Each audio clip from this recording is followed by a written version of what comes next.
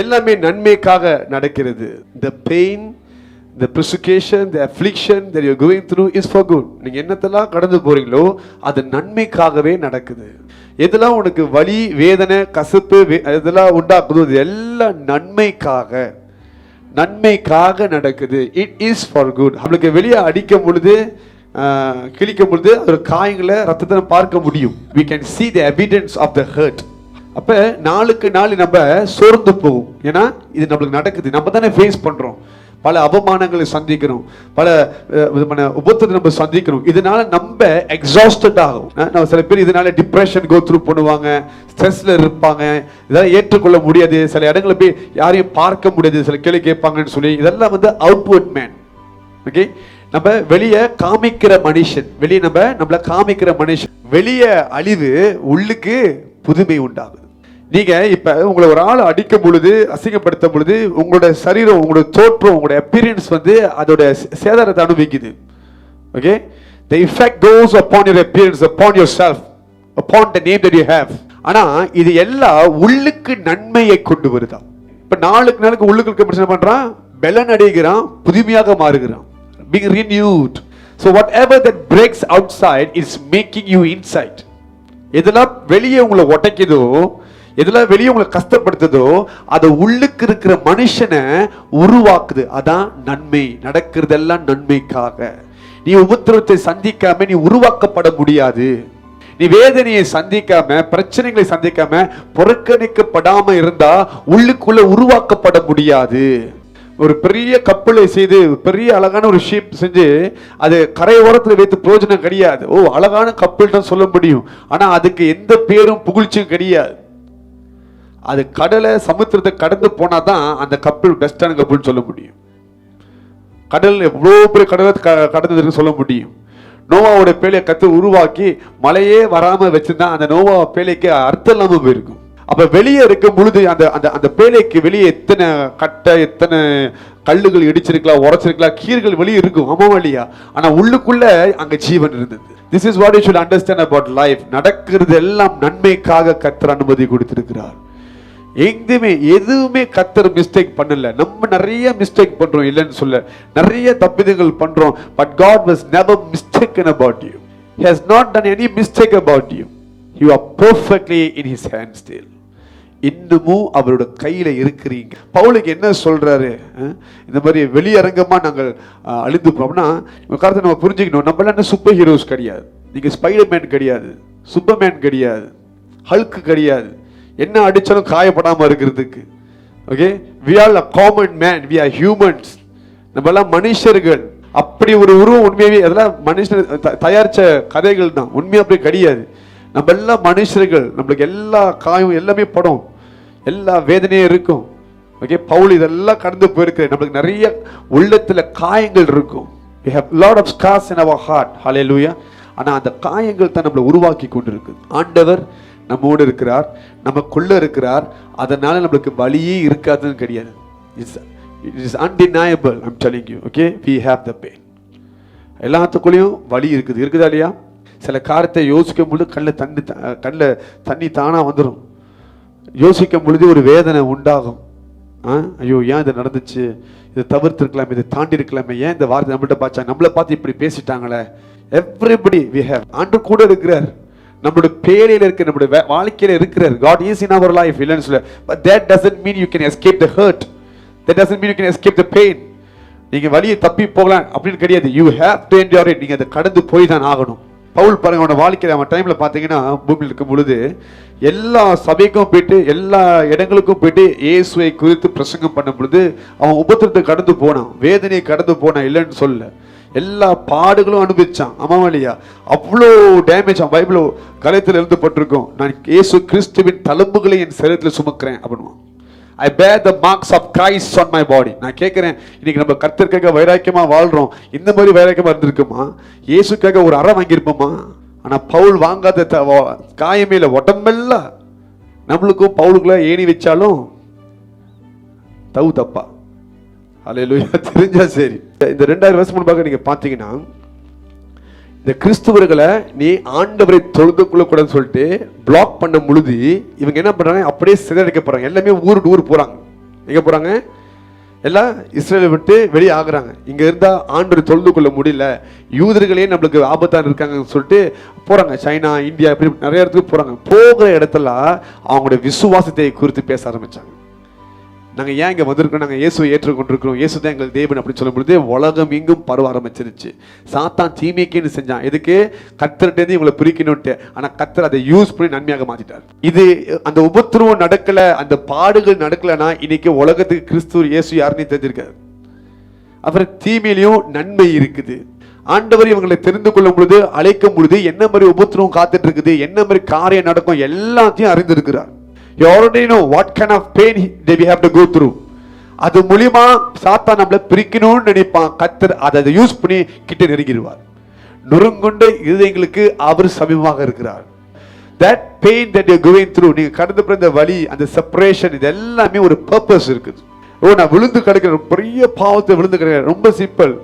இயேசு பேதுருவை பார்த்து கேட்கிறார், ஒருத்தனுக்கு 100 வழி கடனை மன்னிச்சாச்சு, இன்னொருத்தருக்கு 1000 வழி கடனை மன்னிச்சாச்சு. 2 பேத்துல கடன் கொடுத்தோன்னே யார் அதிகமா நேசிப்பா? 100 வழியா 1000 வழியா? பெரிய பாவம் பண்ணுவன் தான் அதிகமா நேசிப்பான்.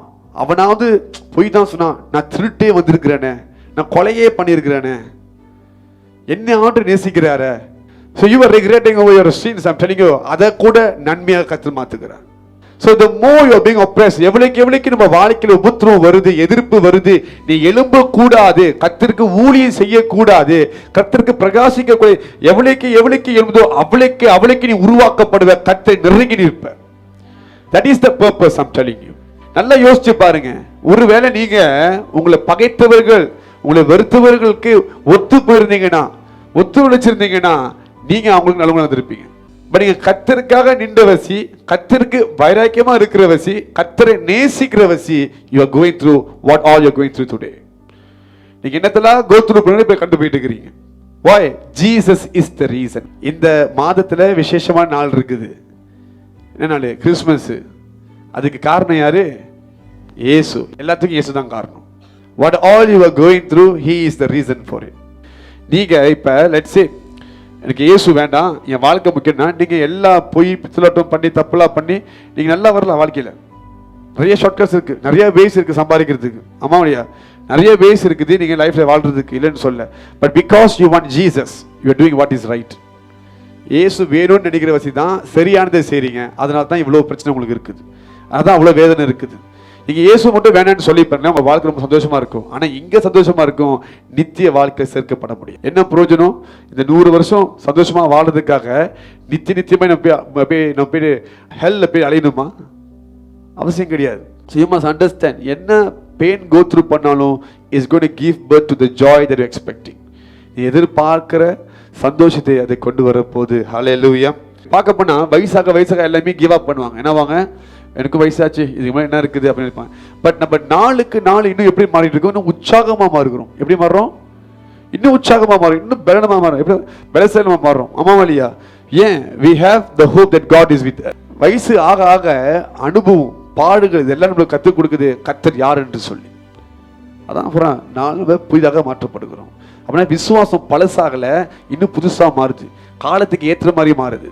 அதே பழைய மனுஷன புது மனுஷனா மாறி கொண்டு இருக்கிறேன். நீங்க ஒரு டைமுக்கு மேல நீங்க திரும்பி பார்த்தீங்கன்னா, நானா ஒரு காலத்தை இப்படிலாம் பண்ணிருக்கிறேன், ஐயோ பாரு இப்ப ஆண்டு எப்படி மாத்தி வச்சிருக்கிறேன். அதான் நாளுக்கு நாள் புதிதாக்கப்படுகிறீங்க. So you must understand, okay? நம்ம இந்த கிருபை வந்து யாரெல்லாம் வீக்கா இருக்கிறாங்களோ அவங்களுக்கு தான் ஆண்டவர் கொடுக்கிறார். Because we are weak, we are receiving the grace of God. இந்த கிருபை தான் உங்களை புதிதாக மாற்றிக்கொண்டு இருக்குது. ஹல்லேலூயா. எப்பப்பெல்லாம் நீங்க உடைக்கப்படுகிறீங்களோ, வியாதிகள் பாடுகள் கடந்து போறீங்களோ, அப்பப்பெல்லாம் ஆவியானவர் உங்களுக்குள்ள தங்கி இருக்கிறார். என்ன ஆவியானவர்? மகிமையின் ஆவியானவர். மகிமையின் ஆவி. ஏன் மகிமைனா? glory brings honor. உங்களை கனப்படுத்துகிற ஆவியானவர் உங்களுக்குள் தங்கி இருக்கிறார். அப்ப நடக்கிறது எல்லாம் மகிமையாக மாறும், எல்லா தீமையும் மகிமையாக மாறும். அவர் தங்கி இருக்கிறார். என்ன காரணம்?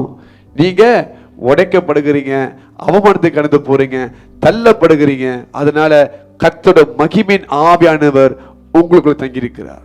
அப்ப பாடுகளை அனுபவிக்கும் பொழுது சந்தோஷப்படுங்க, கர்த்தர் என்னமோ செய்கிறார், தேவன் என்னமோ செய்கிறார். You must be willing to go through brokenness.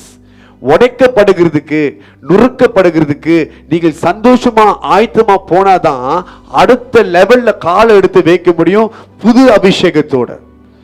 Each and every time you go through all the persecution, உபத்திரவங்கள், எல்லா பாடுகளையும் கடந்து போகும் பொழுது அங்க கர்த்தர் புது அபிஷேகத்தை ஆயத்தப்படுத்தி வச்சிருப்பார் உங்களுக்கு, புது எண்ணெயை வைத்திருப்பார்.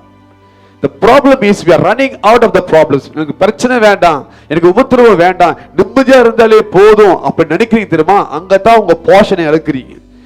Without encountering the challenges you will not go to your throne. சவால்களை சந்திக்காம, உபத்திரங்களை சந்திக்காம, விழுகாம எதிலையுமே நீ உயர்த்தப்பட முடியாது. விழுந்தவன் தான் உயர்த்தப்பட முடியும். சோதிக்கப்பட்டவன் தான் தலையில கர்த்தர் கிடுத வைப்பாரு, மகிமையின் கிடுத வைப்பாரு. சோ இதெல்லாம் நீங்க புரிஞ்சுக்க என்ன பண்றீங்க? எனக்கு நிம்மதியான வாழ்க்கை வேணும், நிம்மதியான வாழ்க்கை வேணும். நான் சொல்றேன், உங்களுக்கு இந்த பூமியில் நிம்மதி கிடையாது. You can never expect that.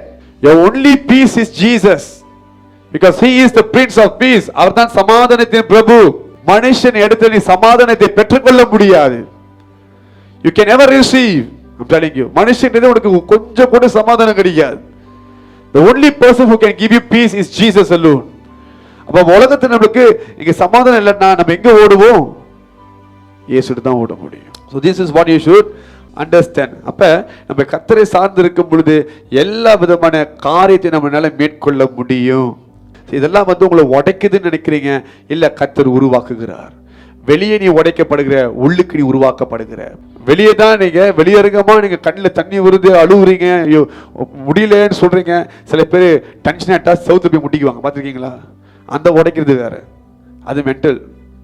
அல்லேலூயா, அது மென்டல். சொந்தமா போயிட்டு கையை கிழிச்சிக்கிறது, இது பண்றது, இதெல்லாம் மென்டல் கேஸ். அதெல்லாம் நம்ம சேர்த்தக்கூடாது. அந்த உடைக்கிறது வேற, வெளியரங்கமா. அது சொந்தமா சரி பசாது. வெளியரங்கமா நம்ம மேல தூக்கி எறியப்படுகிற கல்லுகள் நம்மளை உடைக்கும், நம்மள வேதனைப்படுத்தும். இது வெளியரங்கமா நடக்கிற காரியம். ஆனா உள்ளுக்கு உருவாக்கப்படுகிறோம். We are being shaped inside of us. இயேசுவின் சாயலாக மாறிக்கொண்டிருக்கிறோம். ஹல்லேலூயா.